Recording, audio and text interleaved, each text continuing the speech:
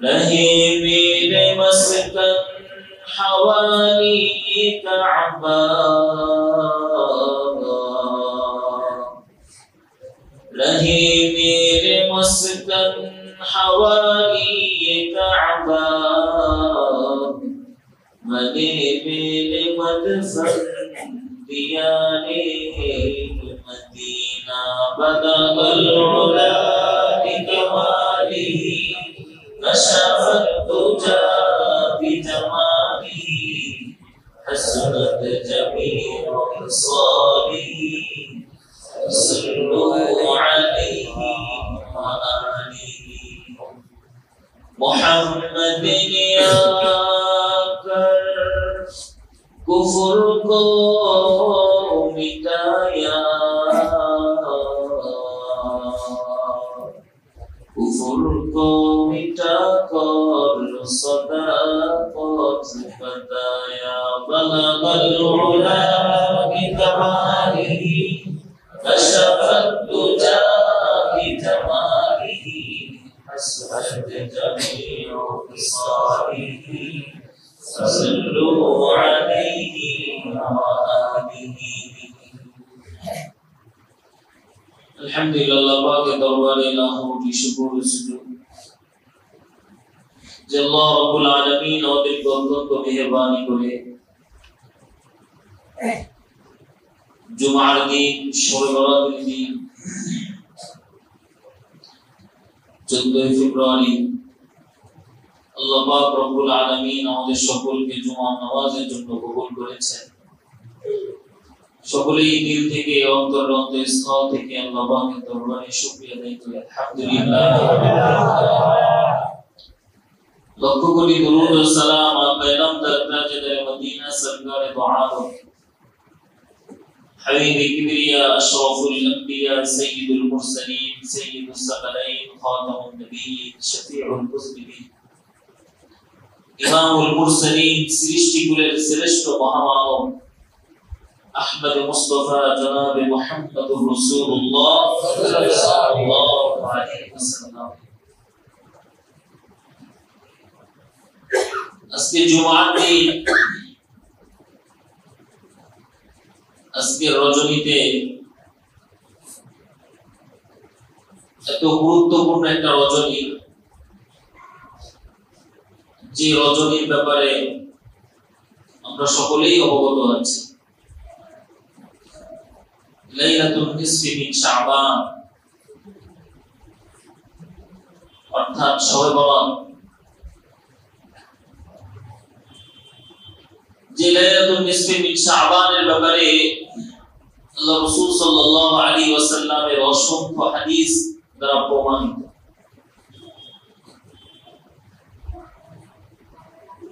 যে রজনীর ব্যাপারে আল্লাহ রাসূল সাল্লাল্লাহু আলাইহি ওয়াসাল্লাম ঘোষণা দিয়েছেন যে আল্লাহ পাক রব্বুল আলামিন এই রজনীতে তার বান্দাদেরকে maaf করে দেন। সুবহানাল্লাহ। আল্লাহ রাসূল সাল্লাল্লাহু আলাইহি ওয়াসাল্লাম হাদিস শরীফের মধ্যে বলেন, ইযা কানা লাইলাতুন নিসফি মিন শাবান ফাকুমু লাইলাহা ওয়া সুমু নাহারাহা। যখন লাইলাতুল নিসফি মিন শাবান আসতো তখন আমি সারা রাত ইবাদত বন্দেগী করতাম, তারপরে দিন রোজা রাখতাম। তারপরে দিন কি রাখতেন? রোজা।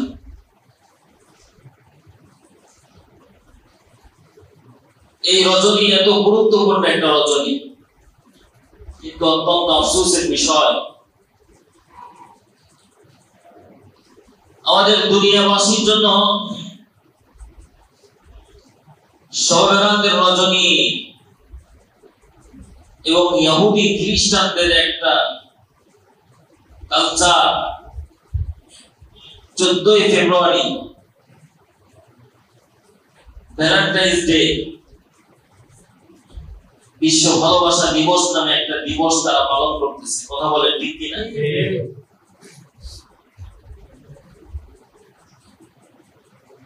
এই বিশ্ব ভালোবাসা দিবস এমন একটা দিনে পড়ছে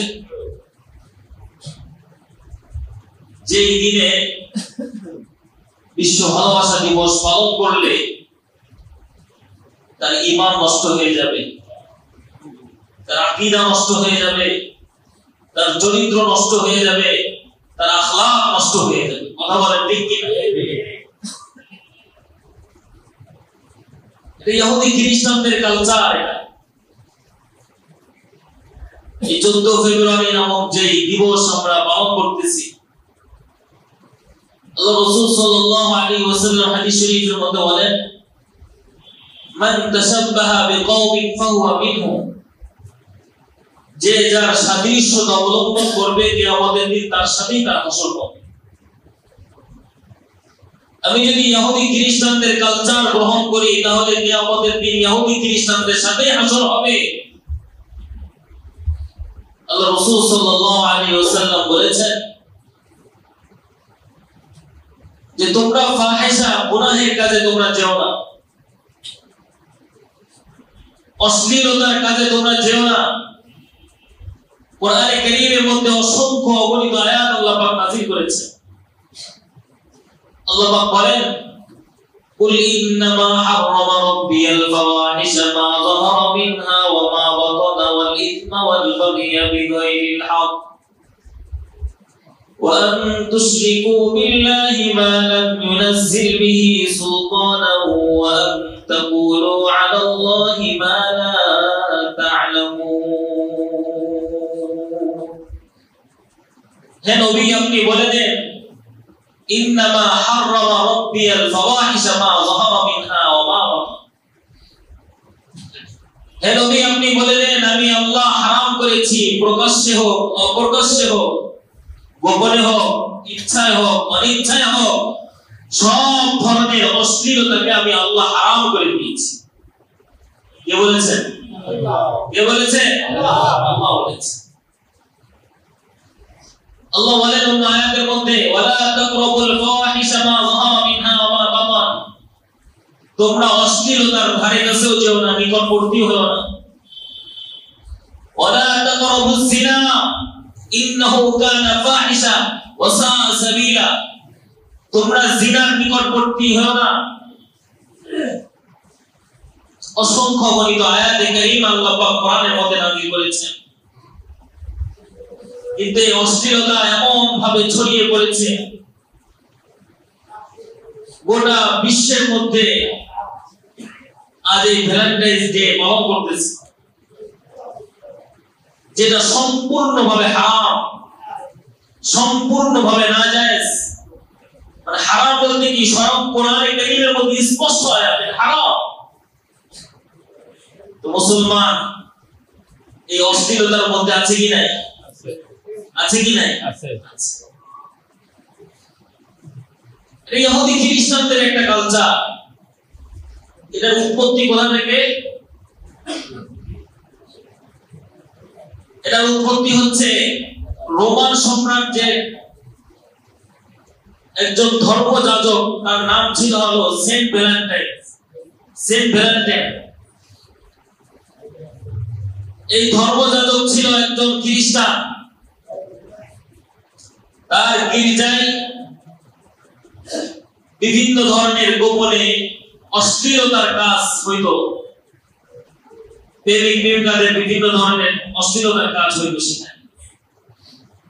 যখন রোম সাম্রাজ্যের বাদশা সম্রাট যখন জানতে পারলো, তখন তাকে গ্রেফতার করে বন্দী করে 14 ফেব্রুয়ারি তাকে ফাঁসির কাস্টে ঝোলানো হয়েছে। পরবর্তীতে খ্রিস্টানরা তারা তাদের ধর্মযাজকের নামে এই ভ্যালেন্টাইন্স ডে পালন করেছে। ভ্যালেন্টাইন্স ডে 14 ফেব্রুয়ারি নামক বিশ্ব ভালোবাসা দিবস তারা পালন করে। কিন্তু মুসলমান কখনো এই ভ্যালেন্টাইন্স ডে কে কখনোই বিশ্বাস করে না, কখনোই এটাকে মানতে পারে না, কখনোই এটাকে লালন পালন করতে পারে না। একজন মুসলিম হয়ে কেউ যদি বিশ্ব ভালোবাসা দিবস পালন করে, তখন সে আর মুসলমান থাকতে পারে না। কথা বলেন ঠিক কি না? এইজন্য বিভিন্ন ধরনের হলুদ মিডিয়া গুলো আছে, সমাজের মধ্যে বিভিন্ন ধরনের হলুদ মিডিয়া গুলো আছে, এরা এটাকে সাপোর্ট দেয়। এই 14 ফেব্রুয়ারিকে সাপোর্ট দিয়ে পত্র পত্রিকার মধ্যে, মিডিয়ার মধ্যে এমন ভাবে এটাকে শো করে, যেমন বেশ কয়েক বছর আগে প্রথম আলোতে এসেছিল 14 ফেব্রুয়ারিতে প্রতিযোগিতা যুবক যুবতীদেরকে নিয়ে কাছে আসার বল। প্রতিযোগিতার নাম কি? কাছে আসার বল। কে কিভাবে তাকে কাছে নিতে পেরেছে বিস্তারিত লেখার জন্য, বিস্তারিত বলার জন্য এই ধরনের মিডিয়াগুলো মুসলমানদের ঈমান আমল ধ্বংস করার জন্য তারা পায়তারা করতেছে। কথা বলে ঠিক কি? আমরা তো কাছে যাব, আমাদের রবের কাছে যাব, আমরা তো কাছে যাব, আমরা আমাদের নবীর কাছে যাব, আমরা নামাজের কাছে যাব, রমজানের কাছে যাব, কোরআনের কাছে যাব। বিশ্ব ভালোবাসা দিবস নামক এটা বিশ্ব ভালোবাসা দিবস নয়, এটা একটা বিশ্ব বেহায়া দিবস। কথা বলে ঠিক কি? ভালো দিবস, ভালোবাসা দিবস কিভাবে হয়? কখনো এটা হতে পারে। ভালোবাসা তো একদিনের জন্য নয়, ভালোবাসা তো জীবনের জন্য। তুমি ভালোবাসো তোমার আল্লাহকে ভালোবাসো, তুমি ভালোবাসো তোমার নবীকে ভালোবাসো, তুমি তোমার মা বাবাকে ভালোবাসো, তুমি তোমার উস্তাদকে ভালোবাসো, আলেম ওলামাদেরকে ভালোবাসো, মসজিদ মাদ্রাসাকে ভালোবাসো, নামাজীকে ভালোবাসো। কিন্তু ভালোবাসা আমরা প্রকাশ করছি এমন জায়গায়, যে জায়গায় প্রকাশ করলে আমাদের ঈমান আমল সব ধ্বংস হয়ে যায়। আল্লাহ তুমি আমাদের সবাইকে হেফাজত করো, সকলেই বলেন আমিন। এইজন্য এই সমস্ত দিবস পালন করা যাবে না,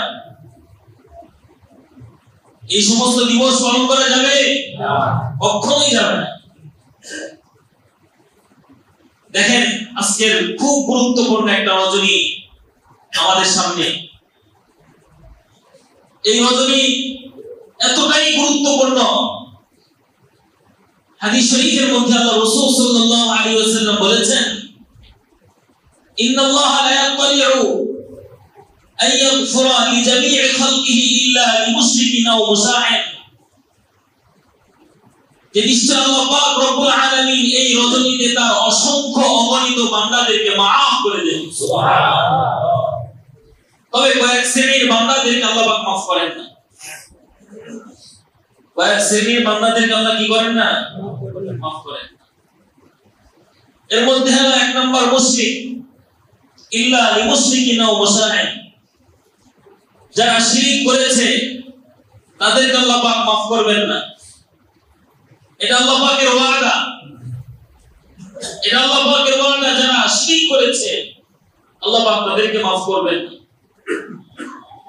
কোরআনে কারীমের মধ্যে স্পষ্টভাবে আয়াতে কারীমা আল্লাহ পাক নাযিল করেছেন, ইন্নাল্লাহা লা ইয়াগফিরু যুনুব আন ইউশরাকা বিহি ওয়া ইয়াগফিরু মা দুনা যালিকা লিমান ইয়াশা ওয়া মান ইউশরিক বিল্লাহি ফাকাদ ইফতারা ইসমান আযীমা। আল্লাহ পাক বলেন, নিশ্চয় আমি আল্লাহ মুশরিক ব্যতীত বাকি সমস্ত ব্যক্তিদেরকে আমি আল্লাহ maaf করে দিব। সুবহানাল্লাহ। কিন্তু যারা শিরক করেছে আমি আল্লাহ তাদেরকে maaf করব না। কারণ ইন্না শিরকা লাযুলমুন আযীম, শিরক হচ্ছে পৃথিবীর সবথেকে বড় কবিরা গুনাহ। শিরক সবথেকে বড় কবিরা গুনাহ, শিরক করা যাবে না। এজন্য লোকমান হাকিম তিনি তার সন্তানকে উপদেশ দিয়েছিলেন, ইয়া বুনাই, হে আমার সন্তান, লা তুশরিক বিল্লাহ, আল্লাহর সাথে শিরক করো না। আল্লাহর সাথে কি করো না? শিরক করো না। এজন্য আমাদের কথাবার্তা, আমাদের চলাফেরা, আমাদের অঙ্গভঙ্গি কখনোই যেন এমন না হয় যে আল্লাহর সাথে কাউকে আমি শিরক করে ফেলতেছি, আল্লাহর সাথে আমি কাউকে শরীক করে ফেলতেছি, এটা যেন কখনোই না হয়। আল্লাহ তুমি আমাদের সকলকে সব ধরনের শিরক মুক্ত জীবন দান করো, সকলেই বলেন আমিন। 2 নম্বর হলো ইল্লা লিমুশরিকিন আও মুশাহিন। যারা মানুষের সাথে বিদ্বেষ পোষণ করে, অহংকারকারী, সমাজের মধ্যে আছে কি নাই? একজন আরেকজনকে দেখতে পারে, একজন আরেকজনকে দেখতে পারে। অহংকার ভরা দিলের মধ্যে এই সমস্ত ব্যক্তিদেরকে আল্লাহ পাক পছন্দ করে না। যাদের দিলের মধ্যে যারা পরিমাণ অহংকার থাকবে, যারা পরিমাণ অহংকার যার দিলের মধ্যে থাকবে, কিয়ামতের দিন সে জান্নাতের ঘেরাও পাবে না, জান্নাতের ঘেরাও সে পাবে না। মানুষের সাথে বিদ্বেষ পোষণকারী আল্লাহ পাক রব্বুল আলামিন তাদেরকে মাফ করবেন। 3 নম্বর হলো যারা অশ্লীলতা মানুষের মধ্যে ফুটায় উঠায়, যারা অশ্লীলতার মধ্যে জীবনকে বিবাহিত করতেছে। যেমন আজকে 14 ফেব্রুয়ারি কত ধরনের অশ্লীলতা বের হবে, কত ধরনের অশ্লীলতা বের হবে।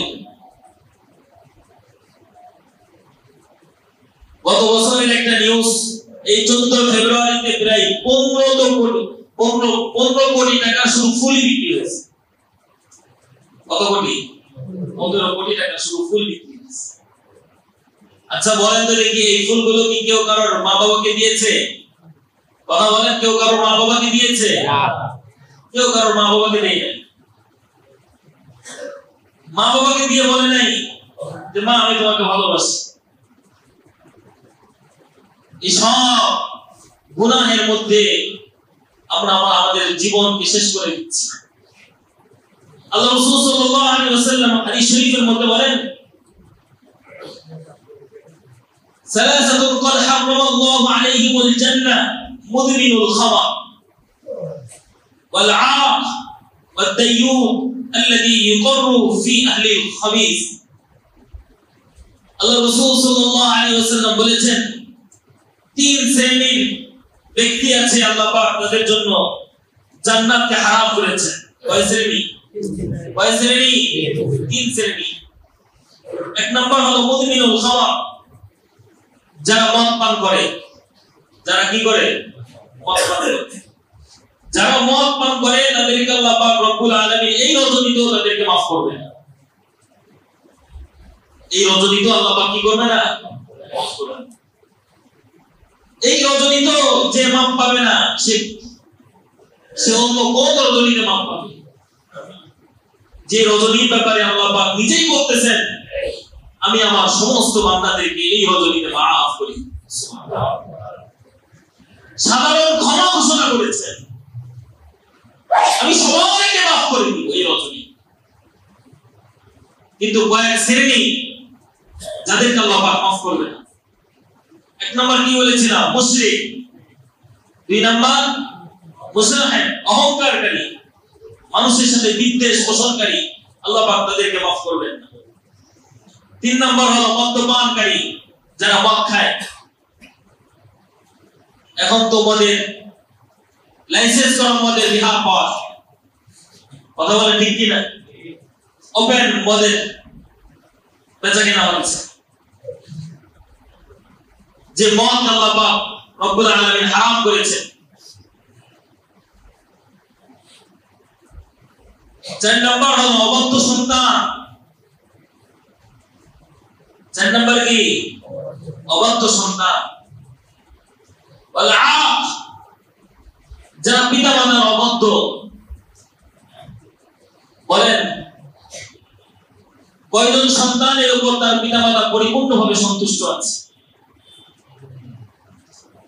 বাবা মা যদি বলে মসজিদে যাও, সে যাবে বন্ধুর আড্ডায়। বাবা মা যদি বলে ডানে চলো, সে চলবে বামে। অবাধ্য সন্তান, যারা মা বাবাকে কষ্ট দিয়েছে, মা বাবার কথা শুনে না। আল্লাহ রাসূল সাল্লাল্লাহু আলাইহি ওয়াসাল্লাম হাদিস শরীফের মধ্যে বলেন, রিদার রাব্বি ফি রিদাল ওয়ালিদ ওয়া সাখাতির রাব্বি সাখাতিল ওয়ালিদ। যদি তুমি আল্লাহকে সন্তুষ্ট করতে চাও, হে আমার বান্দারা শুনো, যদি তুমি তোমার রবকে সন্তুষ্ট করতে চাও, রিদার রাব্বি ফি রিদাল ওয়ালিদ, তাহলে তুমি তোমার মা বাবাকে সন্তুষ্ট করো, আল্লাহ তোমার উপর সন্তুষ্ট হয়ে যাবে। আল্লাহ তোমার উপর কি হয়ে যাবে? আর যদি তুমি তোমার মা বাবাকে অসন্তুষ্ট করো,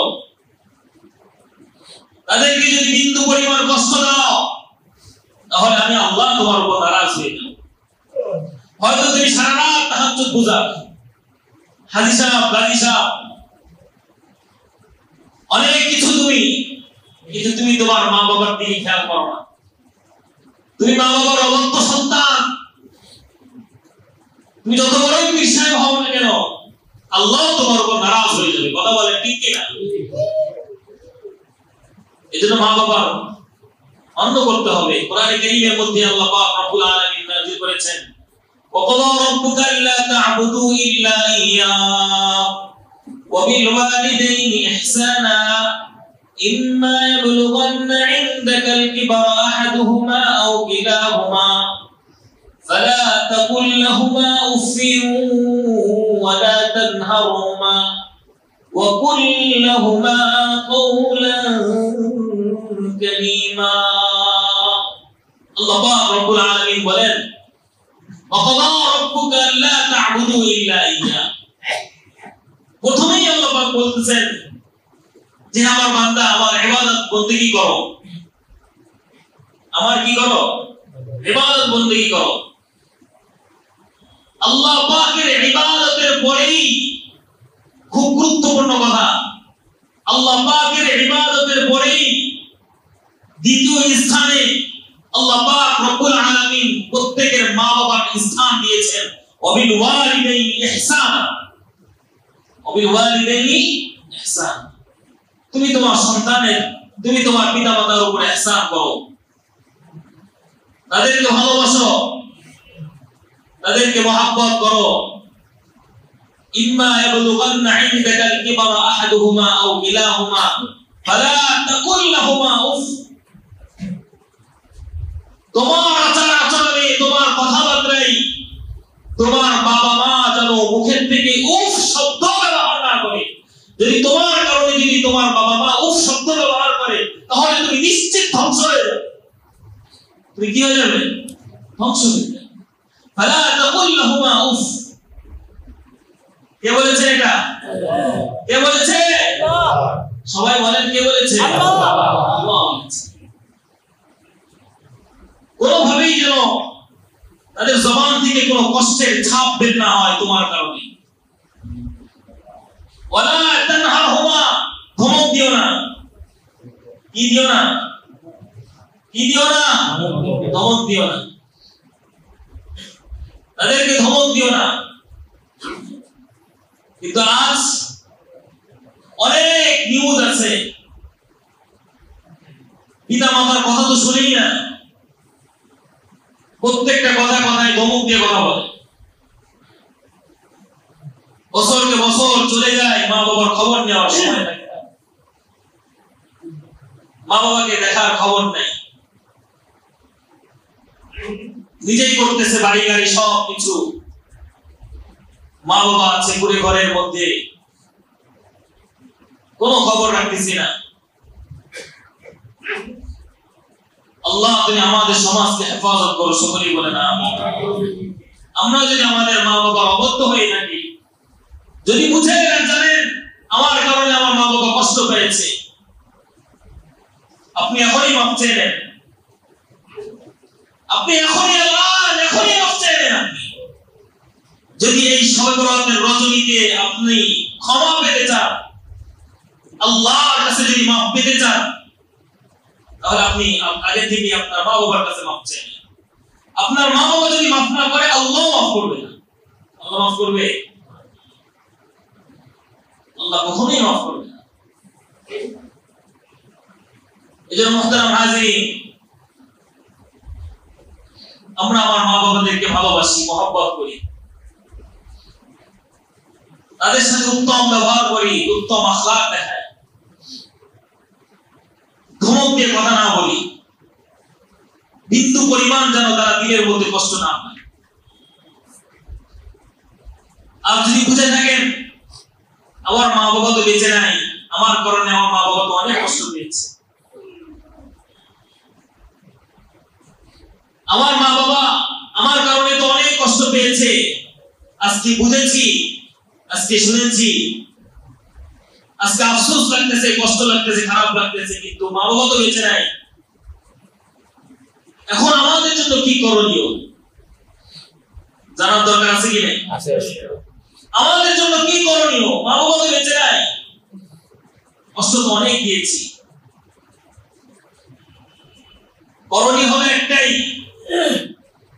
তাদের মাগফিরাতের জন্য বেশি বেশি দান সদকা করবেন আর মাফ চাইবেন। বেশি বেশি তাদের জন্য মাফ চাইতে থাকবেন, আর তাদের রূহের মাগফিরাতের জন্য বেশি বেশি আল্লাহর রাস্তায় খরচ করবেন। আজকে যদি মা বাবা বেঁচে থাকতো তাহলে খরচ করতেন কিনা? কথা বলেন, খরচ করতেন কিনা? খরচ করতেন। আজকে বুঝেছেন, আজকে খরচ করতেন। সেটা আপনি আপনার আল্লাহর ঘরের জন্য দান করেন, কোন গরিব দুঃখী অসহায় মানুষকে দেবেন না, কোন এতিমখানা মাদ্রাসায় দান করেন, মা বাবার নামে দান করেন। আল্লাহ পাক রব্বুল আলামিন আপনার মা বাবার কবরকে জান্নাতের টুকরা বানায়। আল্লাহ তুমি আমাদের সকলকে আমল করার তৌফিক দান করো, আমিন।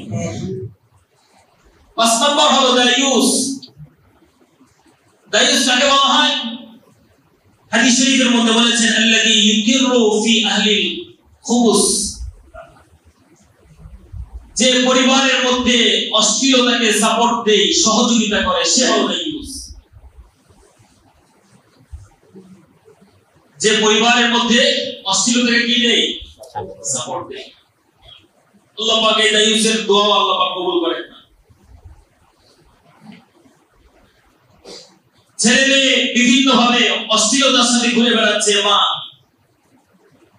মেয়েরা বেপরদেগির সাথে বাহিরে চলাফেরা করতেছে। আপনি পরিবারের বাবা, আপনি পরিবারের ভাই, আপনার বোন বাহিরে ঘোরাফেরা করতেছে, আপনার স্ত্রী বাহিরে বেপরদেগির সাথে ঘোরাফেরা করতেছে, আপনি সাপোর্ট দিচ্ছেন, আপনি দায়ুস।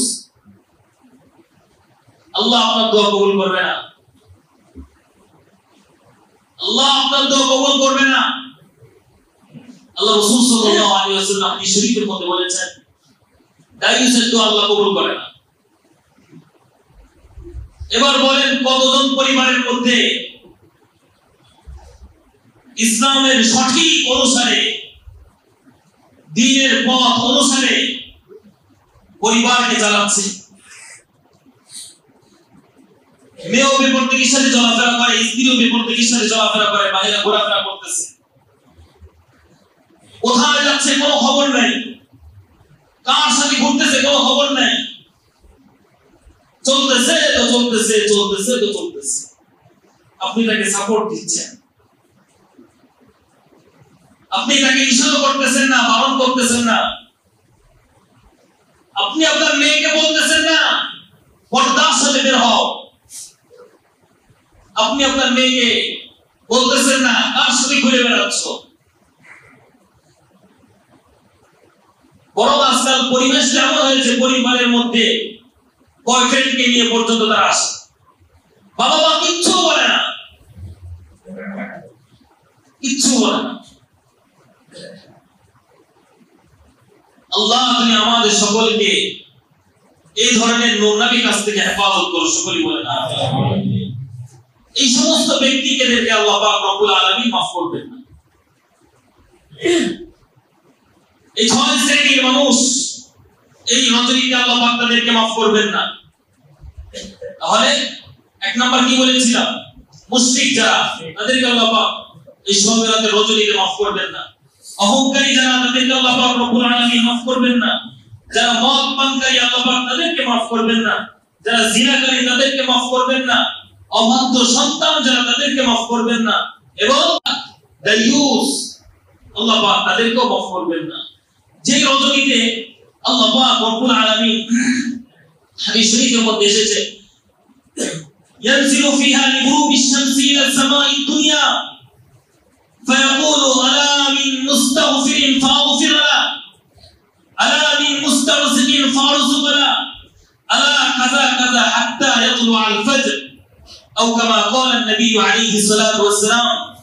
যে রজনীতে আল্লাহ পাক রব্বুল আলামিন প্রথম আসমানে এসে আল্লাহ পাক ডাকতে থাকেন আলা মিন মুস্তারজিমিন ফারসুবালা, কে আছো রিজিকের সমস্যা, আজ রজনীতে আমাকে বলো, আমি আল্লাহ তোমার রিজিক বাড়িয়ে দিব তোমাকে। সুবহানাল্লাহ।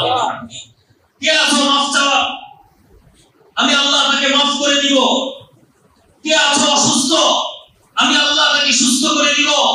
কে আছো পেরেশানির মধ্যে, আমি আল্লাহ তোমার পেরেশানি দূর করে দিব। কে আছো অভাব অনটনের মধ্যে, আমি আল্লাহ তোমার অভাব অনটন দূর করে দিব। এইভাবে আল্লাহ পাক রব্বুল আলামিন হাত্তা ইয়াতুল ফজর, ফজর পর্যন্ত আল্লাহ পাক রব্বুল আলামিন তার বান্দাদেরকে ডাকতে থাকে আর মাফ করতে থাকে। সুবহানাল্লাহ। ফজর পর্যন্ত আল্লাহ পাক ডাকতে থাকে। কতক্ষণ? ফজর পর্যন্ত। ফজর পর্যন্ত আল্লাহ পাক রব্বুল আলামিন ডাকতে থাকে। আলা মিন মুস্তাওসিকিন ফারুজুকা, আলা মিন মুস্তাগফিরিন ফাগফিরা। কার কি সমস্যা বলো, এই রজনীতে আমি সব সমস্যা সমাধান করে দেব।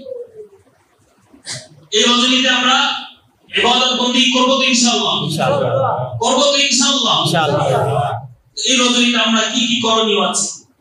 এক নম্বর হলো আমরা রাত জাগরণ করব, যেটা হাদিস শরীফের মধ্যে রাসূল সাল্লাল্লাহু আলাইহি ওয়াসাল্লাম বলেছেন, ইযা কানা লাইলাতুন নিসফি মিন শাবান ফাকুমু লাইলাহা। আমি রাত জাগরণ করতাম, দাঁড়িয়ে দাঁড়িয়ে নামাজ আদায় করতাম, নফল নামাজ পড়তাম। ওয়াসুমু নাহারাহা, তারপরে দিন কি রেখেছেন? রোজা রেখেছেন, তারপরে দিন আমরা রোজা রাখব। 3 নাম্বার হলো আল্লাহর কাছে মাফ চাবো। 4র্থ নাম্বার হলো আমরা কবর জিয়ারত করব। যদি সুযোগ থাকে কি করব? কবর জিয়ারত করব। আল্লাহ রাসূল সাল্লাল্লাহু আলাইহি ওয়াসাল্লাম আম্মা জান হযরত আয়েশা রাদিয়াল্লাহু তাআলা আনহা বলেন যে এক রজনীতে আমি রাসূলকে খুঁজতেছিলাম। আল্লাহ রাসূল সাল্লাল্লাহু আলাইহি ওয়াসাল্লাম ঘরে প্রবেশ করেছেন, কিছুক্ষণ পর আবার বের হয়ে গেলেন। আজকে রজনীতে আমার কাছে থাকা সিরিয়ালের মধ্যে ছিল আমার কাছে থাকবে রাসূল, আমি খুঁজে পাচ্ছি না। অন্য অন্য বিবিদের ঘরে গেলাম, জয়নব বিবির কাছে, জয়নবের কাছে গেলাম, উম্মে হাবিবার কাছে গেলাম, কারোর কাছে পেলাম না, খুঁজতেছি। মসজিদে গেলাম, কোথাও পেলাম না। ওযুখানায় গেলাম, কোথাও পাচ্ছি না। দেখতেছি যে জান্নাতুল বাকি থেকে কান্নার আওয়াজ আসতেছে। আম্মা জান হযরত আয়েশা সিদ্দিকা রাদিয়াল্লাহু তাআলা আনহা তিনি জান্নাতুল বাকিতে গেলেন, দেখতেছেন যে আল্লাহ রাসূল সাল্লাল্লাহু আলাইহি ওয়াসাল্লাম হাওয়া করে কান্না করতেছে। এরপরে আল্লাহ রাসূল সাল্লাল্লাহু আলাইহি ওয়াসাল্লাম আম্মা জান আয়েশাকে বলতেছে, আয়েশা তুমি কি ভাবতেছো যে রাসূল তোমার উপর খেয়ানত করতেছে? না, আজকে এমন একটা রজনী, যে রজনীতে আল্লাহ পাক রব্বুল আলামিন তার অসংখ্য অগণিত বান্দাদেরকে maaf করে দেন। সুবহানাল্লাহ। সবাইকে ডেকে উঠাও আর এই রজনীতে ইবাদত করতে বলো। আল্লাহ রাসূল সাল্লাল্লাহু আলাইহি ওয়াসাল্লাম কবর জিয়ারত করেছেন, যদি সম্ভব হয় আমরাও কবর জিয়ারত করব। এবং আরেকটা গুরুত্বপূর্ণ আমল হচ্ছে, সেটা হলো আমরা সালাতুত তাসবিহের নামাজ পড়ব। কিসের নামাজ পড়ব? সালাতুত তাসবিহের নামাজ। সালাতুত তাসবিহ কিভাবে আদায় করব আমরা? সালাতুত তাসবিহ আদায় করার নিয়ম হচ্ছে হলো প্রত্যেক রাকাতে 75 বার করে, 4 রাকাত নামাজ 300 বার সুবহানাল্লাহ ওয়ালহামদুলিল্লাহ ওয়া লা ইলাহা ইল্লাল্লাহ আল্লাহু আকবার। কয়বার করে? 75 বার প্রতি রাকাতে। অর্থাৎ আমরা যখন নিয়ত বাঁধার পরেই আমরা 15 বার পড়ব, এটা সালার পরেই 15 বার পড়ব, কিরাত শেষ হওয়ার পরে আবার 10 বার পড়ব। কতবার হলো? 25 বার। রুকুতে গিয়ে রুকু তাসবিহ পড়ার পরে 10 বার পড়ব। কয়বার হলো? দাঁড়ানোর পরে, রুকু থেকে যখন দাঁড়াবো, দাঁড়ানোর পরে আবার 10 বার পড়ব। কতবার হলো? 45। প্রথম সিজদায় গিয়ে তাসবিহ পড়ার পরে 10 বার পড়ব। কয়বার হলো? 55। প্রথম সিজদা থেকে ওঠার পরে দুই সিজদার মাঝখানে যে বসি আমরা, সেখানে আমরা 10 বার পড়ব। কতবার হলো? 65। দ্বিতীয় সিজদায় গিয়ে আমরা 10 বার পড়ব। কতবার হলো? 75। প্রথম রাকাতের নাই অন্য 3 রাকাতে এভাবে 75 75 75 75 300 বার। আল্লাহ রাসূল সাল্লাল্লাহু আলাইহি ওয়াসাল্লাম চাচা আব্বাসকে বলেছিলেন, আব্বাস চাচা আমি আপনাকে কি এমন একটা আমল শিখাই দিব না যে আমলের বদৌলতে আল্লাহ পাক আপনার সমস্ত গুনাহগুলোকে maaf করে দিবেন। আল্লাহ রাসূল সাল্লাল্লাহু আলাইহি ওয়াসাল্লাম ইবনে আব্বাস বলেছেন, আব্বাস রাদিয়াল্লাহু তাআলা আনহুকে বললেন যে আপনি সালাতুত তাসবিহ নামাজ আদায় করেন। যদি আপনি আদায় করেন, হয়তো আপনি দিনে একবার পড়ুন, যদি সেটাও সম্ভব না হয় তাহলে সপ্তাহে কমপক্ষে একবার আদায় করুন। সেটাও যদি সম্ভব না হয় তাহলে মাসে একবার আদায় করুন। সেটাও যদি সম্ভব না হয় তাহলে বছরে একবার আদায় করুন। সেটাও যদি সম্ভব না হয় তাহলে সারা জীবনে একবার হলেও আদায় করুন। আল্লাহ পাক রব্বুল আলামিন আপনার জীবনের সমস্ত গুনাহগুলোকে maaf করে দিবেন। সুবহানাল্লাহ। আদায় করব ইনশাআল্লাহ। আল্লাহ পাক রব্বুল আলামিন আমাদের সকলকে আমল করার তৌফিক দান করুন। সকলে বলেন আমিন। এই রজনীতে আমাদের কিছু বিদআত আছে, বর্জনীয় কাজ আছে। হালুয়া রুটি তৈরি করা, এটা সমাজের মধ্যে একটা কালচারে পরিণত হয়েছে। কথা বলেন ঠিক কিনা? হালুয়া রুটি তৈরি করা, আতশবাজি করা, আলোকসজ্জা করা, বিভিন্ন জায়গায় বাজিটাজি ফুটানো, এই সমস্ত কাজগুলো ভাই বিদআত। এই সমস্ত কাজগুলো না করি, নির্জনে এই রজনীতে আল্লাহ পাকের নিকটবর্তী হওয়ার চেষ্টা, নির্জনে আল্লাহ পাকের নিকটবর্তী হওয়ার চেষ্টা করি। আল্লাহ পাক রব্বুল আলামিন আমাদের সকলকে আমল করার তৌফিক দান করুন। সকলে বলেন আমিন।